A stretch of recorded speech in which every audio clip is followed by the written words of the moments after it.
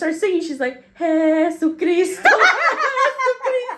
Hi everybody, welcome back to another episode of Espooky Estories. My name is Jackie, otherwise known as Gordaschingonas, and as some of you know, Espooky Estories is a series where I invite some of my friends to come and tell me stories, spooky stories that have personally happened to them or their family members. And on today's episode, I have my friend T. And T, do you want to tell us a bit about yourself? I grew up in Oregon.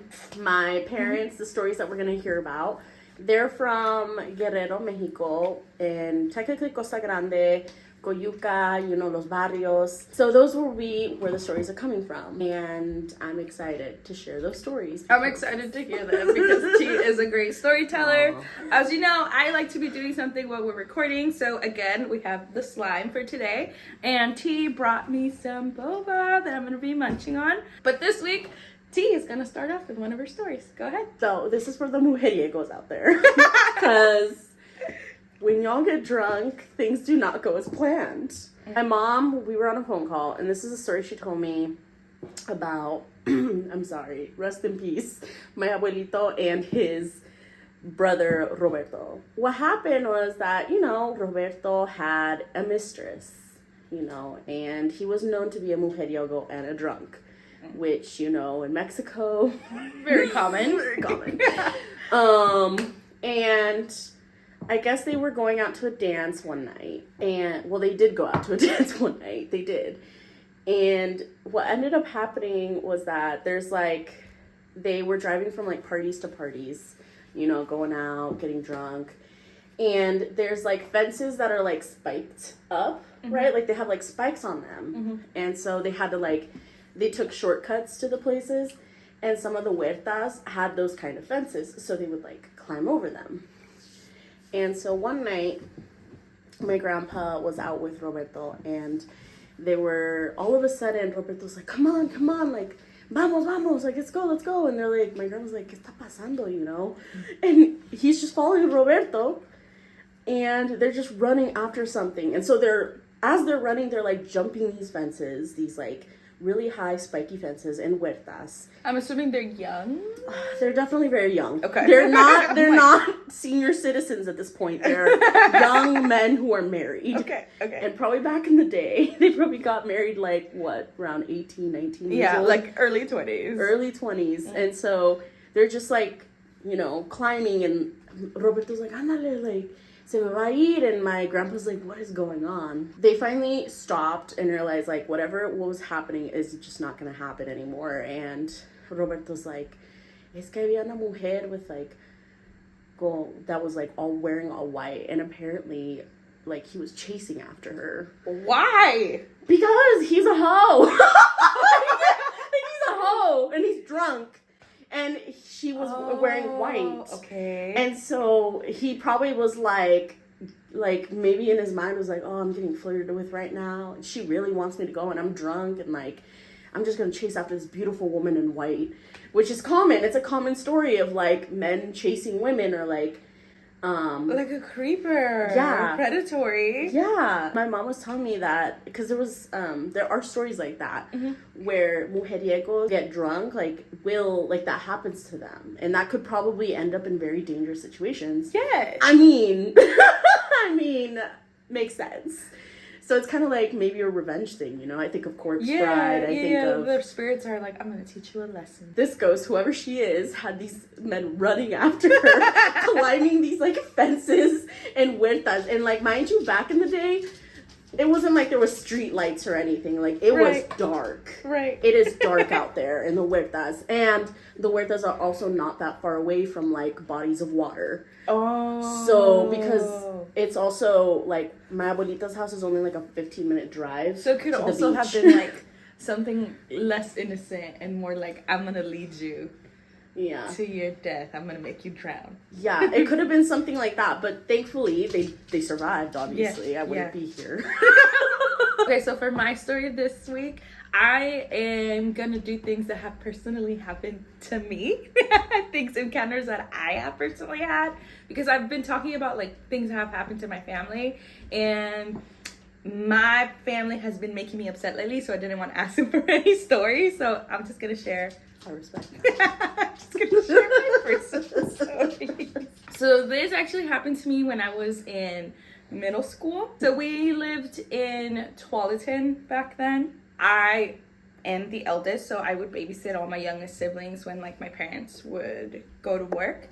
And slowly I started noticing things, but I kept like dismissing them because that's what you do, you rationalize things. And in my house, it was me, my siblings, and my parents. And then at that time, my uncle and one of my little cousins lived with me. So there was a lot of children in our home. And as you know, in Hispanic households, there's no privacy. So even when you were showering, you had to leave the door unlocked in case somebody had to use the restroom.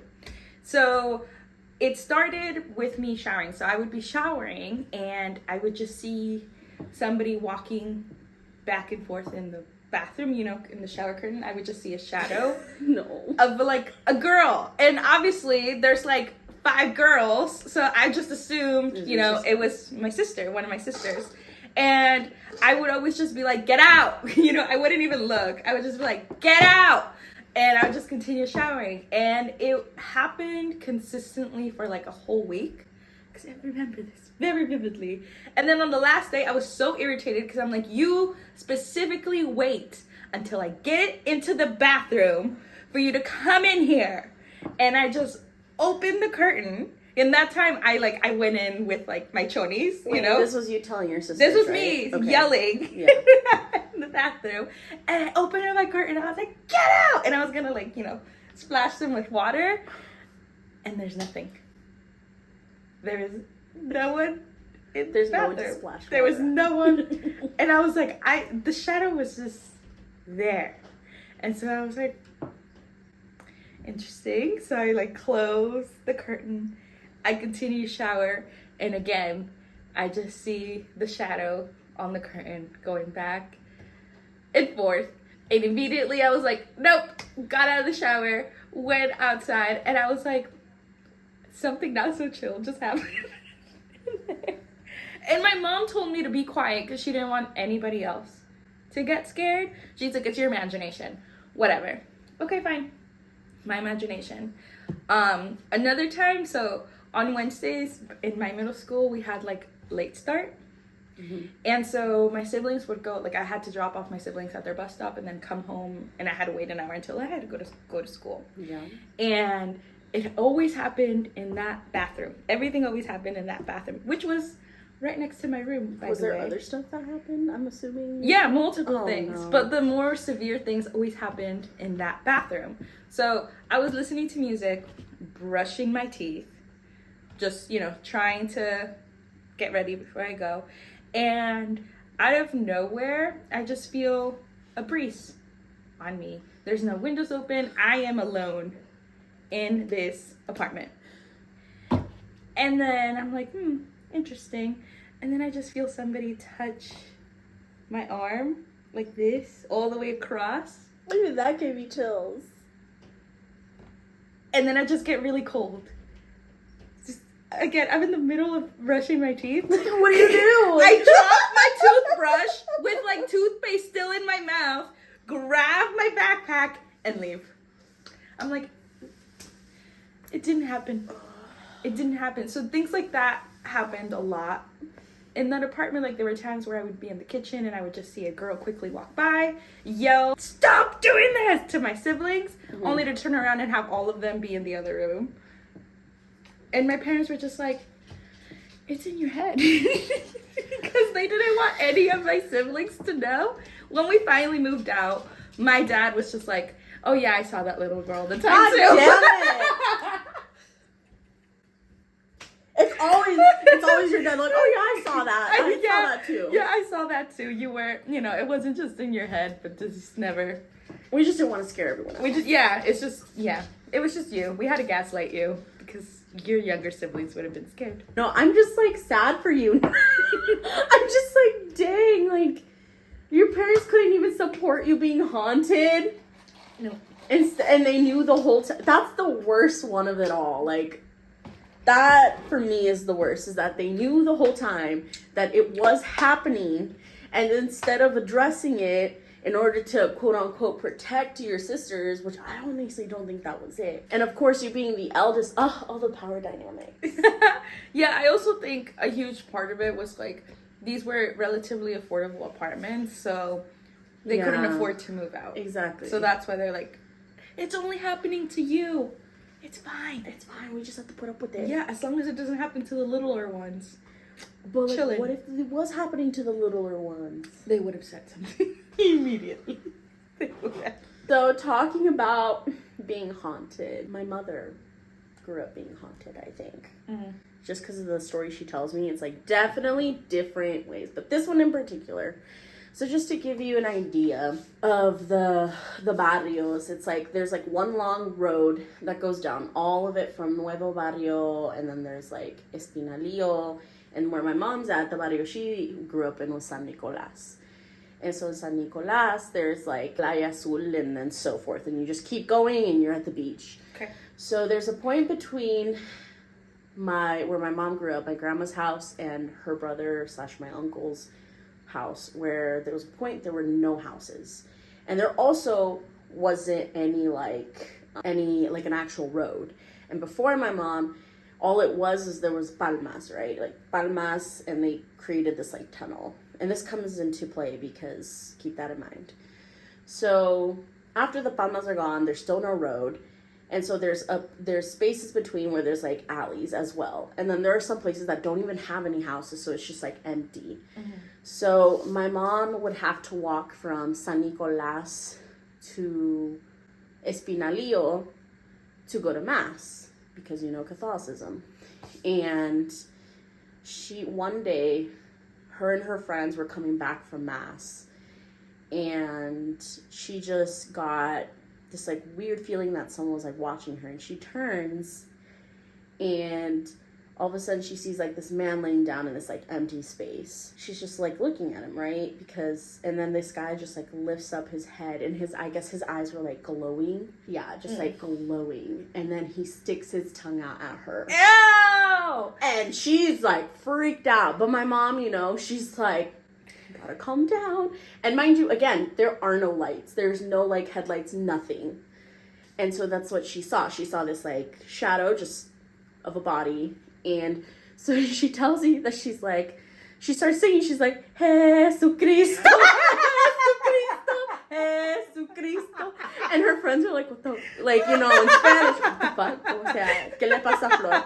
And she's like, ándale, cantan, Jesucristo, Jesucristo. And then she told me that as soon as they find like a spot where there's light, she's like, correle! And she just like, all three of them start running back to my grandma's place. And then they're like, I was like, why? Like, why did you make us run? She's like... But they all followed her? Yeah, like my mom was influential. Like, that's where I get She's influential. She got them all to sing Jesucristo and run. And so then she explained to them, she's like, this is what happened. She told them what she saw, and they're like, we never want to go to mass with you ever again, because that is frightening. And I think it's because this is not the first time that she's been like, well, this happened to me or this, and they're starting to realize like, oh, like, you're attracting spirits. Yeah, like something is happening. Because then she also told me another story, but that can be for another day. No, you can say it. All right. She's, again, going back to mass. So this time it's going towards the building, which is like more than a mile. And first of all, why was mass happening so late? I don't know.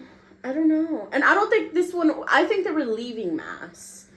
It was like that time of the year where it gets dark early. Yeah. Probably. Okay. And, conviven, and they like, have meals, they hang out with people, especially like my dad lived in Espinalillo too, so maybe she was like, ooh, Paco, hey, at misa. He was gonna go see her booth at church. And so, I don't know, like, that's where he was from, and so and she had friends in Espinalillo, like, so this time, they're walking to mass, and I think this is in daylight, and her sisters, I think, are following her, so this time it's just her sisters. Mm-hmm. And so, part of the story is that there was this house that she walked by, and no one had occupied it. There had been people who had lived there, but they moved out. So there was no one in this house. And she sees this man sitting down, and I don't remember what he was doing, but he was just sitting there and like looks up at her, and her sisters are like, ¿Qué miras? Like, what do you see? And she's like, oh, ese hombre de la casa. Like, oh, she was saying hi to him. She was saying hi to him, but he wasn't responding. And so her sisters are like, Flor, like, nadie vive allí. Like, no one's living there. What are you talking about? She's like, sí, estuvo allí. Like, he was right there. And I said hi to him, but he didn't say anything. I'm like, I wonder why, Mom. Like, and they were just like, oh. And I guess the guy looked like the guy who had lived there or something. Oh. So that's actually really sweet. How? The spirit was saying hi to her. And that your mom was like the only person who acknowledged him. Yeah. You know, like how long had he just been chilling there and nobody sees him? And your mom's just like, hi. But he didn't say anything back. Maybe he was shook. He was like, this shocking spirits. And then she ends it with like, ay, pero había muchas cosas. There's so many things that happened. I was like, no shit. And it comes back because I asked her, I was like, so why do you think this happens? She's like, well, back in the day, there was a lot of guerrilla warfare, you know, like a lot of fighting, a lot of, so a lot of people were like murdered. And the story is like, she was like, her uncle told her that because of that, a lot of bodies that were unknown were like buried in that area.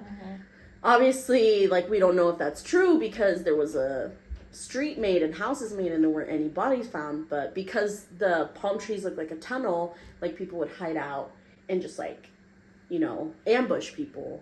It was like guerrilla warfare, you know? So that's a story of many. And I'm just like, wow. I was actually surprised my mom was, like, willing to share stories. I think all of our parents like to pretend that they don't want to talk about that stuff, but, like, it just reminds them of their childhood, so they're more than happy to just share. Like, they get excited. Like, that's what happens with my parents when I start asking them about it. At first, they're all, like, hard to get. They're like, ay, no, tú con tus chingaderas. And then as soon as they start talking, it's so hard to get them to stop. I'm like, I'm not going to remember everything. Wait! I got on my notes app and I was like, had my mom on speaker and I was like, I just started doing that, bring my laptop. Okay, go. Just record them. Okay, let me tell you my last story, and this one is long. There's a lot to go on. So, when I first graduated college, I got this job through this university, recruiting, that let me, like, travel everywhere. And one of the places I got to go for a conference was Hawaii back in 2019. And that the year prior, I had learned through, like, my mom that we actually have relatives in Hawaii. And during our family reunion, they actually came and we got to meet them. And that's when I learned, like, her name is Mi Tia Meche.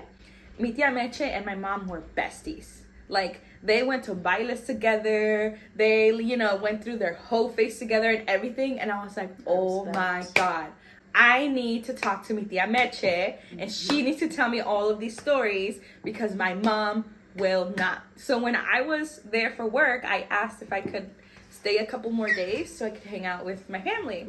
And my job was like, yes. I was like, great. Mind you, this would have been like the second time I met them. But you know, family, they're always like happy to have you. And they're like, yes, of course, you can come and stay with us. I don't know what you're going to get into. Yeah, so I was only going to stay with them for 3 days. And they were actually disappointed because they wanted me to be there longer because they wanted to show me the whole island. This was in Maui. So I knew Mi Tia and I just knew Mi Tia. I didn't know any of her daughters yet. So Mi Tia goes to pick me up from the airport. And again, this is the second time I'm meeting her. And she takes me back to her house. And none of her daughters are home. They're like, oh, I'm so sorry. Like, they work at the hotel. And, like, the hotel gave them, like, this discount. So they're actually at the resort for today. You get to meet them tomorrow. And I was like, great. And so we spent the whole day. Like, Mi Tia was just taking me around the island, showing me spots, introducing me to the rest of the family.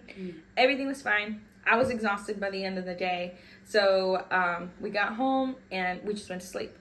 And Mi Tia was like, I'm so sorry, like, the girls didn't clean up their room, so you're going to have to stay in my room. And I was like, okay, not an issue. So I stayed in Mi Tia's room. The next morning when I wake up, one of my cousins is there now, and we're just chatting it up, and mi tia just is making us breakfast, and she's just like, hey, mija, like, have you ever been to therapy? And I was just like, mi tia's progressive. You know, like, oh, mi tia's progressive. Okay, mi tia taking interest in mental health. And I was like, yeah, I have, tia. And she was just like, are you still in therapy? And I was just like, no, but, you know, I am going to, you know, it's because right now with my work, it's hard. And she's like, okay, like, I really think you should, you know, be in therapy. And I was like, okay, like, I don't know, why are you saying me? This is suspicious. I was like, I mean, yeah, everybody should be in therapy. And then we dropped it. And again, we go about the day. That day, at the end of the night, we went to a baile. And at the baile, I had like a drink or two. Nothing where I was like drunk. I was maybe at best buzzed. We go back home, and at that point, her other daughter's there. I introduce myself. We're chilling. We're talking, and then we go to bed. And when I'm in bed, you're still in your aunt's room, right? I'm still in my aunt's room. I'm still staying with my aunt. I'm sleeping, and then I just get woken up because it's hot. It's Hawaii. It's hot. And I turn, and I see mi tia, and I see that somebody else is in the bed with us and is hugging mi tia. And I was like, oh, like, it's probably my cousin. She got scared, right? And then I hear the phone ring in the next room, because the rooms are, like, back to back. And I turn, and I hear my cousin answer it. Mm-hmm. And I'm like, if she's in her room, who's right here? And when I'm, like, starting to, like, you know, make the connection, the person who's hugging mi tia just kind of sits up, gets up, and walks to the closet, and just goes into the closet. And I was just, like, shook. I was shook. I literally stood up, and I was like, tia, oh my God, tia. And mi tia wakes up, and she's like, shh, mija. Mija, go to bed. And I was like, tia, there was somebody hugging you. Tia, somebody's in the closet. Like, freaking out. And she's like, shh. Acuéstate, mija, acuéstate. But you're, like, freaking out. And I was just like, huh? And so I was like, okay. And I just lay back down. And I'm like, maybe that was a dream. What? Throwback to the gaslighting. Yeah, maybe I was dreaming. And I was just like, just whatever. in my head. Again, it was a full day of activities. I'm tired. And I was like, okay, whatever. Fall asleep. In the morning, when I wake up, I start telling mi tia about it. Mm-hmm. And mi tia's just like, gets chills. And she's like, what do you mean it was hugging me? I was like, yeah, tia, it was hugging you. And then I heard Hema's phone ring. And then I heard her answer. So then I was like, it's not Hema. And she was like, so we get up, we go talk to my cousin. And she's like, I got a phone call and I answered it. And I just heard breathing. There was nothing. And I was just like, this all happened at the same time. And then her other daughter, who just lived in a separate part of the house, so that's why I was like, it's not her. She comes in and we tell her, and she looks at mi tia and she's like, are you gonna tell her now?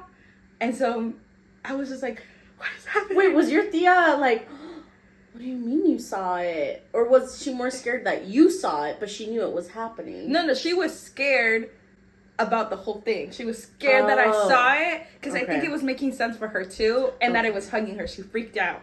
And so she's like, okay, do you remember how yesterday I asked you if you were in therapy? And I was like, yes. She's like, okay, well, the first night you were here, you woke me up and you were standing next to the bed. Oh no. And you were just talking really fast.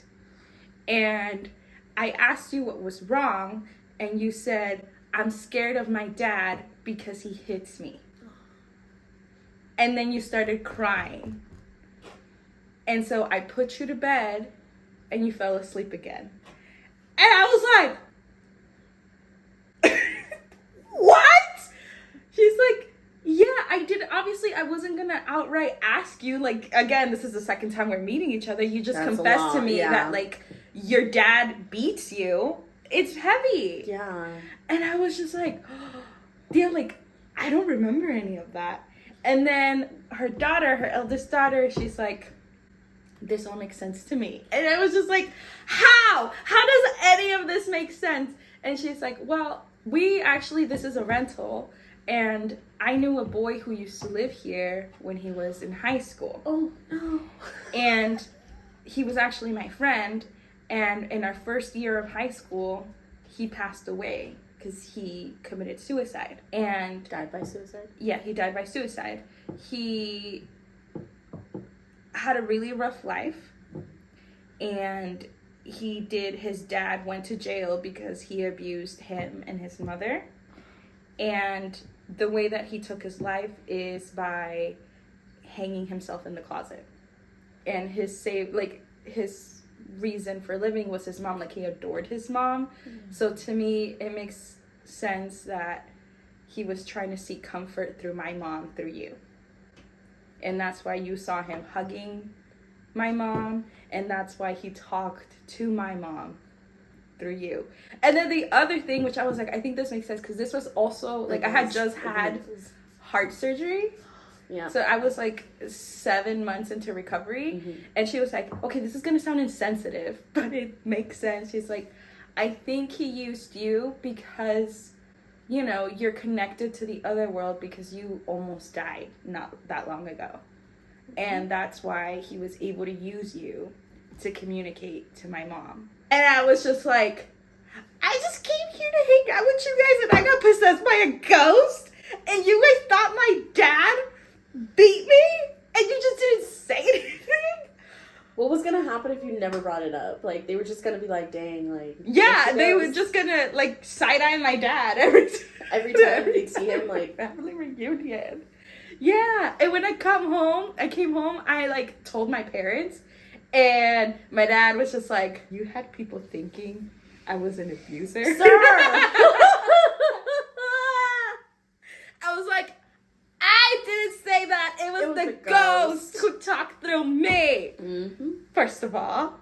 Also, that's hilarious. So that's like, out of all of the experiences that I've had, I think that is the most sad one, mm-hmm. and also the most intense. The fact that it really did talk to me, the other me. I think that's wild. All that in like, what, 2 days? Yeah. In 2 days. The third day, I was just like, you know what? Whatever happens tonight happens. I don't care. I'm leaving tomorrow. It's fine. Nothing happened that third night. But, yeah. He was acknowledged. He felt seen. Yeah. He's like, ah. Yeah. I was like, D, I'm never coming back to your house. She's like, valid. Poor, just... No, but, like, how close it was. The fact that it was, like, someone your cousin was friends with. Yeah, like, everything just... What are the odds? And also...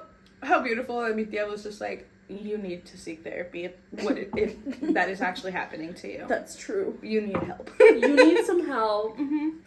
And you should get some when you get back home, because that is concerning. Because that is really concerning. It's really concerning. You woke me up in the middle of the night and you were sobbing. And on that sad note, those are all the stories that we have for you today. If you have any similar stories that you would like to share with me, you can send it to me via the email that is going to be in the description below. If you want to follow T, I'll put all of their socials in the description below as well. You can also follow me on all my socials, same username, Gordaschingonas, across the board. Thank you for joining us today, and we'll see you in the next video. Bye!